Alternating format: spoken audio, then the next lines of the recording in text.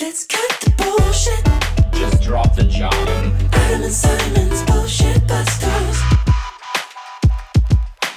Hello, everybody, and welcome to Adam and Simon Bullshit Busters. My name is Simon Batchelor, I am Adam Bastock.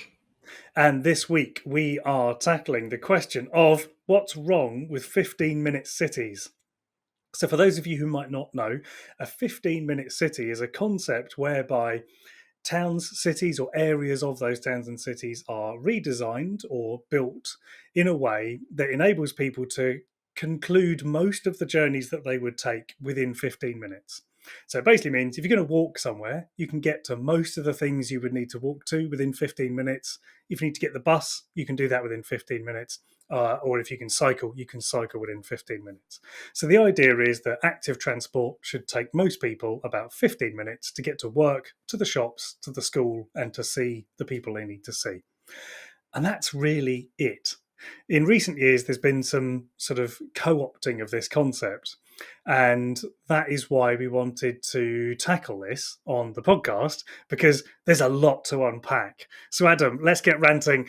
Talk to me about what is wrong with this concept of 15-minute cities.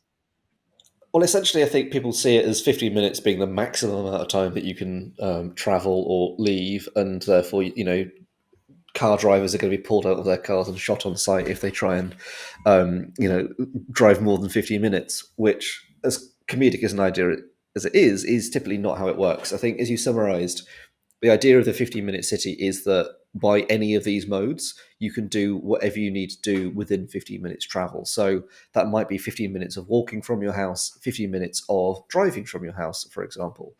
And I think this is where the dangers creep in that it's quite easy to spin up fear and spin up sort of uncertainty and distrust around this idea of 15-minute cities, because it's a very compelling idea that you're being punished and locked in your house by the government if you are already primed to those sort of messages. But I think the reality is that the design behind this is to be much freer. So if you think of like an inverse pyramid, so we're going to use the word active travel quite a lot. So just to define that briefly, upside down triangle or inverse pyramid.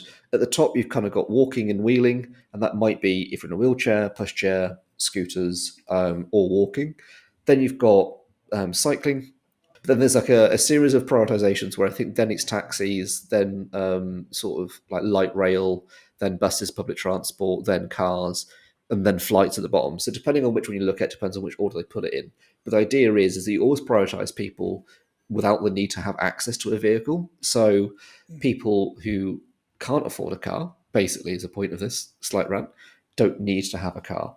And I think this is where we get quite quickly into urban design and the impact that this has had, and especially suburban sprawl has had over the past 50 years and 70 years since kind of Second World War, where we have prioritised this suburban sprawl rather than density. I live in Glasgow, and I think it's really interesting in the fact that if you look at the density of housing in which we live, so we live in a tenement flat, so first floor, 2-bedroomed flat, we live in a 15-minute city. Within 15 minutes of leaving my house, I can be at Lidl, Co-op, Waitrose, big Tesco, very big Tesco. Not to brag, this is going to be a bit of a brag. There's also like 5 or 6 little shops at the end of the road. So during COVID, I never went into the city centre of Glasgow. I stayed within my 15-minute city, which could be seen as I was locked in. The opposite was true. I had no reason to leave it because I had 2 museums, a park, really good beer shop, really good cheese shop, really fancy bakery, couple of pubs, couple of really nice restaurants, all within that zone. I didn't need to walk more than about 50 minutes. If I needed to go to Edinburgh, I can get on the subway, and within 15 minutes, I am then at Queen Street rail station, and I can be in Edinburgh within like an hour or so. Typically, what we see is that areas that are quite well priced in terms of the more expensive areas to live kind of correlate with 15-minute cities and pedestrianisation. So there's an area of London, and this is going back about 10 years, where they pedestrianised the high street, and all the shops there thought, we're going to go bust, we're going to lose our business because everyone's driving here. They implemented these sort of 15-minute city methodologies, and as a result, the businesses got busier and the house prices went up locally because there was less pollution. So there's a lot to unpack here because immediately you're into sort of just transition and social equity and, well, actually, is that a good thing? Is that gentrification and pushing people out? But at the same time, if we're designing cities for cars are pretty expensive. There's a reason why I got rid of mine and I just hire cars now when I need to, because there's three car clubs within a 5 minute walk, and therefore these underprivileged communities, the people who are maybe less advantaged and don't have the funds to buy a car, don't need to because they can do everything they need by cycling to work or by walking to work, and there is space for them to do so. Especially with people who might be in wheelchairs, well, if you're prioritizing a lot of your road space for parking, that typically means that there's not much space for the pavement and for people to move around. Whereas if you're building onto active travel, you have much wider pavements, which mean those people get prioritization. So this is where it gets really caught up in a lot of quite kind of fiery debate, I think, because there's so many different ways in which it impacts on people that they don't necessarily realize. And often it gets co-opted by people who think it's purely car based and going, Yeah. actually, because you're stopping me from driving my car through this road, that means that you're banning me and it's a loss of freedom. Or actually, there might be a majority of people in the area who are gaining freedom because that street is now open to them when previously they wouldn't be able to have gone down it. In a more extreme example. There's more I can keep going on, but I'll stop now. Well, I think that is a really good example, because often if you hear someone who is sort of complaining about high parking prices, fuel prices, car insurance prices, often if you think about or statistically, it is that most of the journeys that they'll be taking don't need to be done by car. So Yeah. I'm just going to get the name of it so we get it right. The National Travel Survey, which I'll put a link to in the show notes, in 2001, revealed that, and this is from data that was pre-pandemic, just the results were broadcast in 2021, but the point being that the journeys are really interesting. So they were saying that on average in the UK, 25% of trips are under 1 mile and 72% of trips are under 5 miles. So that means that 60% of journeys in the UK are very easy to do via active travel. Yeah. So the 5 miles, admittedly, might not be everyone's cup of tea for walking and cycling. I get that. But in a 15-minute city, the idea would be you could jump on your subway or your bus. Now, this is when the people who I'm talking to who have their cars are like, oh, yeah, but I mean, the bus is just stuck in the traffic. And you think, well, therein lies the Yeah. bus lane. So if you can make the buses move quicker, then ultimately you open up the door for, well, you can just get there in 15 minutes or less, in a bus journey. So in Brighton, Brighton is definitely correlating with that expensive place to live versus 15-minute cities graph. I mean, I can be at a train station in about 10 minutes. I can cycle to the other train station in about 15 minutes. I can get a bus into town. We're very fortunate to have a bus priority lane straight into the centre of town. Most bus routes go down that, for good reason, because it's the quickest way to get into town. But I can be on the other side of Brighton within about 20 minutes by bus, with on a good day. But that doesn't mean it's free from cars by any means. Brighton is a very, very traffic intense city. There is a lot of central Brighton that's still plagued by pavement parking Yeah. and excessive, unnecessary. Well, we know this by statistically, 60% of the vehicles that enter Brighton city centre don't need to be there. So we can just use statistical averages to work out that most people sat in their cars clogging up the seafront road don't need to be doing that. We've got pedestrians squeezed into a teeny tiny 2 meter section of the seafront, and then 4 lanes of traffic with a 30-mile-an-hour speed limit, which is insane in the summer, and then a teeny tiny pavement. It is an absolutely bonkers situation. I think this is where they kind of get. There's a few points to pick up very quickly here. One is average speed that you just mentioned, 30 miles an hour average. If you look at somewhere like London, and there's a report that goes into detail on this, which we can link in the show notes. But I think that the fastest moving inner city, if you're looking at like densely populated urban areas, the average speed was about 7 miles an hour. The fastest of which was Birmingham at like 11 miles an hour or something like Wow. that. Yeah. But now, if you think of an e-bike, they're capped at 15 miles an hour in terms of their assisted speed.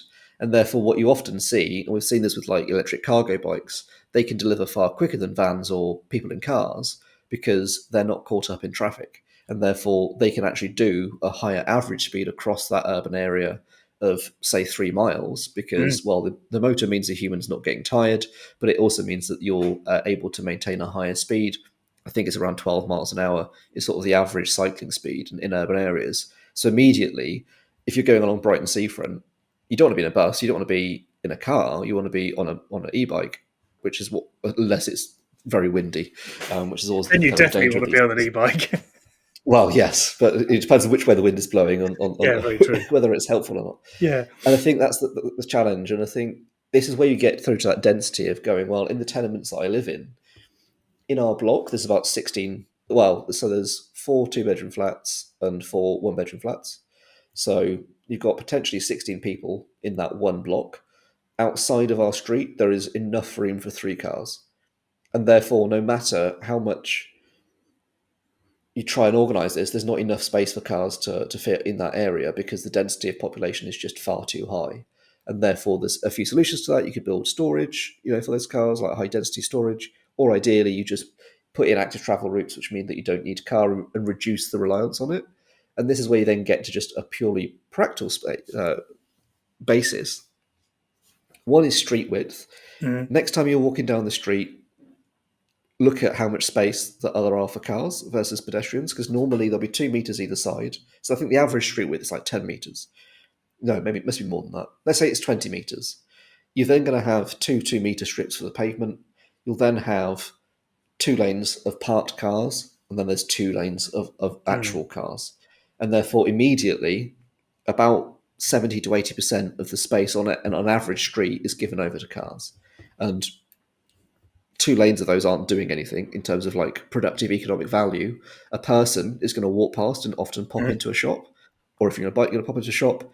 Cars typically are in and out, so someone will drive to a shop and then they will leave the area. So from an economic point of view, they're really inefficient ways to organise and design a city.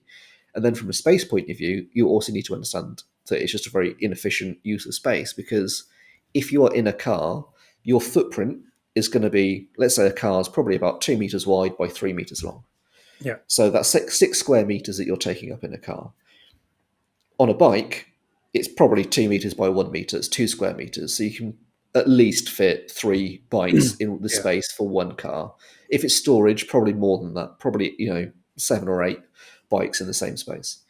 And so you just end up having much more room to have vibrant economic activity, an economic activity in the community. And if you look at traffic as well, again, just to throw more numbers around very briefly, I was looking down trying to write these out, and then I gave up because I couldn't do the maths exactly enough. But if we do some rounding here, let's say you've got 200 people who are driving to an area who wanted to go to a show or a restaurant or whatever it is. Average occupancy rates for cars are about 1.3. So to move 200 people, you're going to need at least 150 cars. And I'm using 150 because the maths is easier for me to calculate, not because it is correct. If you do 200 divided by 1.3, you'll get the actual figure. I think it's about 166. But then times that by 6 meters squared, so if you do 150 times 6 square meters, that's how much space you're going to need. If you think of this in purely length terms, so how much road usage would you need to move 200 people? If you've got 150 people times 3 meters long, that's 750 meters. Is that right? No, that's 250. I've done. That's 450 meters of space you need. That's a quarter of a mile. Mile 1,600 meters. So you then need a quarter of a mile just to move 200 people to their destination.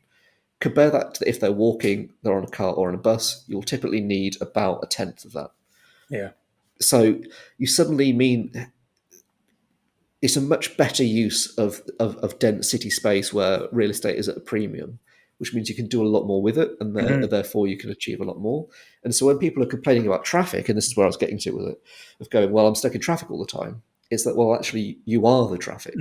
That is the challenge with this, is the only way to address that is unfortunately by designing cities in a better way and having councils that are bold. And there are areas of London where that's going really well. Paris is doing great things. It's Mm, coming slowly in a few other cities like Glasgow. But I think it's the realization that cars are fantastic devices at moving people between high density areas, not yeah, inside of them. So for me to drive to Skye, there's no train route. It's going to be an awful bus because there's no demand there. yeah, Therefore, a car is the best option. yeah, Fantastic. yeah. I hire a car and I'd use it. For me to drive to Lidl, no, I'm going to walk that because it's just I'll be stuck in traffic. It's probably quicker for me to walk it than it is to drive it. Well, it should, yeah, and it should be.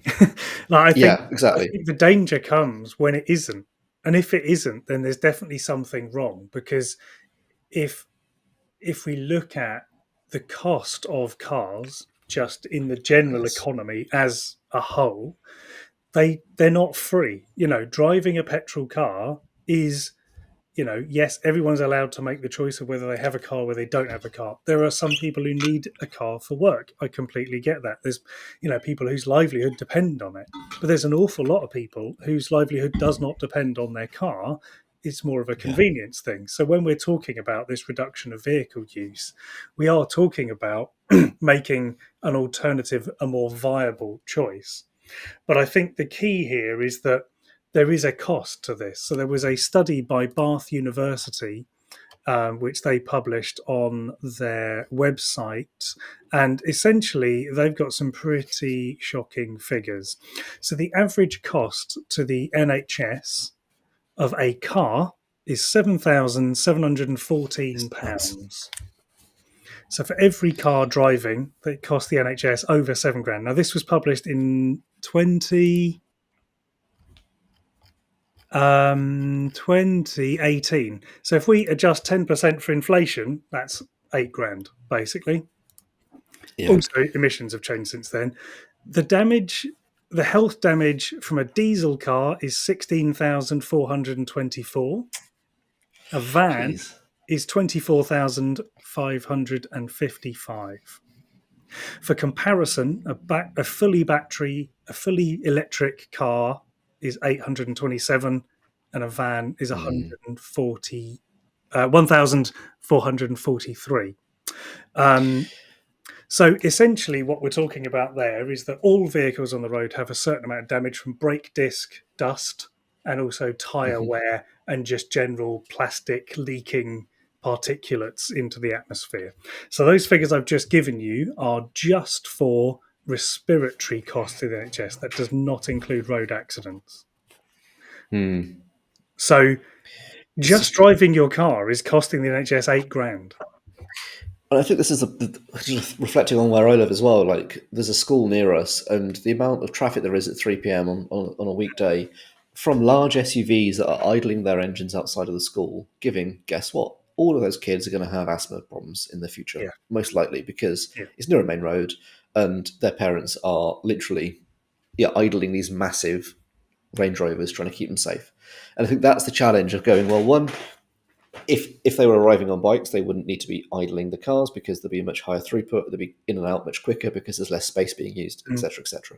Less traffic overall, but also they'd be healthier because the air would be cleaner. And I think this is where you need to engage on with the 15-minute city is that it's typically been designed for equity reasons in terms of giving more equitable access to facilities for people who don't have the money to buy a car. But also, it means that everyone ends up being a lot healthier because there's just less pollution. mm, And this is often why like light rail is preferred over bus routes because buses are heavy and even electric ones create a lot of PM2.5 from the discs brake discs, whereas you don't really get that quite as much on trams because they're on metal rails, so it creates slightly less wear than mm. tires do. So yeah, it's a whole kind of complicated piece, and I think the challenge is that it takes a really ambitious local authority to drive this through with funding behind them.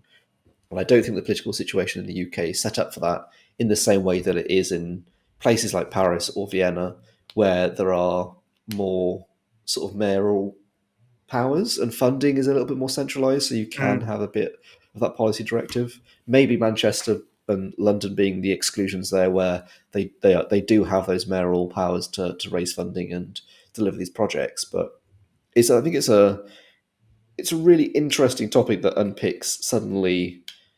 It ties into climate change and adaptation because Yeah. an urban new build estate that is not designed as a 15-minute city is going to be more exposed to climate risks, Mm. and it's going to mean that people who can't afford cars have a lower quality of life because they need a car to drive to the supermarket because it's a 20-minute, 30-minute drive away rather than on their doorstep. And I think that's the challenge: is at what point do we realize that we need to start retrofitting a lot of these communities in preparation for what's coming in terms of extreme weather events, but also in having slightly better access, because an electric car is still really expensive. Yeah, and I think there's an interesting comparison here in the sense that people's often immediate thing is like, yeah, but how will people get to work? Mm, Now, I was in Japan earlier this year, and in their cities, there is no on street parking anywhere mm, in Tokyo or so all the big cities. No on street parking anywhere. They have these micro parking lots that are sometimes just one or two spaces, but you can't park on the road. Now, they're one of the strongest economies in the world, and mm. they're not allowing any on street parking. But it means that it is an absolute dream to walk around because you don't have our cars idling, you don't have like all this sort of on street pavement blockages, you don't have cars parked all down the side of the road. Instead, you have either pavement or space for people to sit outside restaurants or, Yeah. whatever shops outside. You have cycle parking. There's lots and lots of cycling, and I think it's easy to just make a flippant comparison. But my point is that it isn't necessarily about an immediate change of like, right, tomorrow no one's allowed to drive, but it's about starting to make changes to streets. So perhaps finding some streets in towns, like they do it outside some of the streets in Brighton where the schools are, where they have Like bollards park and that the ride. school come and put in at the end of the road so that no vehicles can go in during school pickup and drop off time. The idea is Mm. that it means that entire street is traffic free, which makes it a lot safer and nicer for kids to get picked up and dropped off, however they might be doing so. And I think But I think, that's a really interesting idea. Is like we'll do that with shops as well, and just start closing it off like they do, to allow people to use the street more freely, and you get so many more customers down your road. I think it's really interesting if you look at the big out of town shopping centres. Yeah, You don't park outside of them. You drive up nearby, get out of your car, and then walk inside the shopping mall, and then visit all the shops. You don't go and park outside Claire's Accessories or Dunkin' Donuts, whatever's there to go and pick stuff up. You're driving near the shopping mall and then walking inside a fully pedestrianised area.